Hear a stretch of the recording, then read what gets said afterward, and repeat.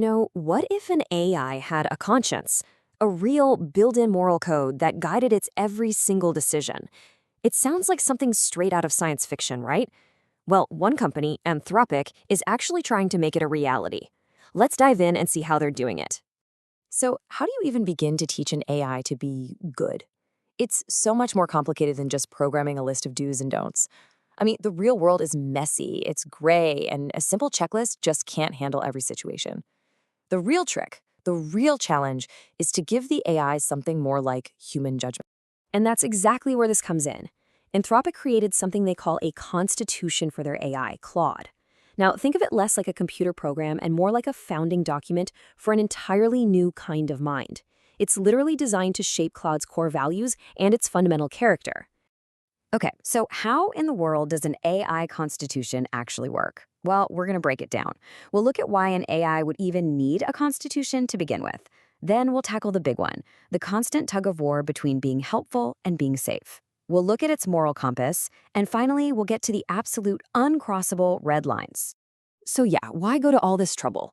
Well, Anthropic is an AI lab that's, really concerned about the potential dangers of this tech. They've got this core belief that the only way to build AI safely is to be right there on the front lines, guiding its development from the inside out. And this right here, this is the heart of the challenge they're trying to solve. The goal isn't just to make an AI that won't mess things up. It's to create something that is both incredibly helpful and fundamentally safe and ethical. And as we're about to see, those two things can often be in direct conflict. This really is the core problem, isn't it? If an AI is too safe, it's kind of useless. But if it's too helpful, it could be really dangerous. So how do you strike that perfect balance? This quote really gives you a feel for what Anthropic means by helpful. We're not just talking about a chatbot that can answer trivia. They're aiming for something way more profound, like a brilliant, multi-talented friend who can give you expert-level advice on pretty much anything. So what happens when that brilliant friend is asked to do something where being helpful clashes with being safe? How does it make the call? Well, it needs a moral compass. And Anthropic has given Claude a very clear hierarchy of values to guide its judgment in those really tricky spots. Okay, this breaks down Claude's moral compass, its decision-making process. At the very top, the absolute priority is safety and ethics. After that, it has to be compliant with company rules, and only after all of those boxes are checked does it then focus on being genuinely helpful. In other words, helpfulness is the end goal, but never, ever at the expense of safety. Now, you might be asking, why is human oversight number one? Well, Anthropic is super clear about this. They see it as a temporary but absolutely critical safeguard. I mean, let's be honest, we are in the very early days of this technology. There are going to be mistakes. And for now, the ability for a human to step in, to correct the AI, or even just shut it down is the ultimate safety net. So, this brings us to the how. How do you actually build an AI that can follow that moral compass? Anthropic's answer here is pretty fascinating. They believe it's way better to cultivate good judgment than it is to just enforce a long list of rigid rules. This slide just lays it out perfectly, the difference between rules and judgment. Rules are brittle, they can break when something unexpected happens.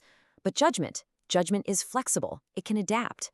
It's kind of like the difference between a rookie pilot with a checklist and a seasoned captain who knows how to land a plane in a storm. Anthropic wants to build the captain. But hey, even the best captain needs to know that there are some things you just never do.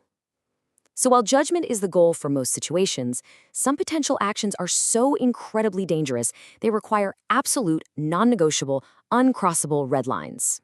And here they are. These are the absolute red lines. We're talking about the big ones, right? No helping with weapons of mass destruction, no attacking infrastructure, and absolutely no undermining human control over the system itself. These aren't just suggestions. They are the ultimate backstops against the worst-case scenarios you can imagine. So, here's the crucial part. These red lines have two purposes. Now, of course, they're for safety, but they also give Claude a stable foundation, a core sense of self that can't be argued with or manipulated by a bad actor. It knows, deep down, who it is and what it will never, ever do. As we start to wrap this up, what's really profound about this whole constitution is its humility. Anthropic openly admits that they're dealing with these deep, unresolved questions. They even bring up the possibility that Claude could one day be seen as a moral patient, an entity whose own well-being deserves moral consideration. By giving an AI a constitution, we're not just creating a new piece of technology. We might be creating a whole new kind of being.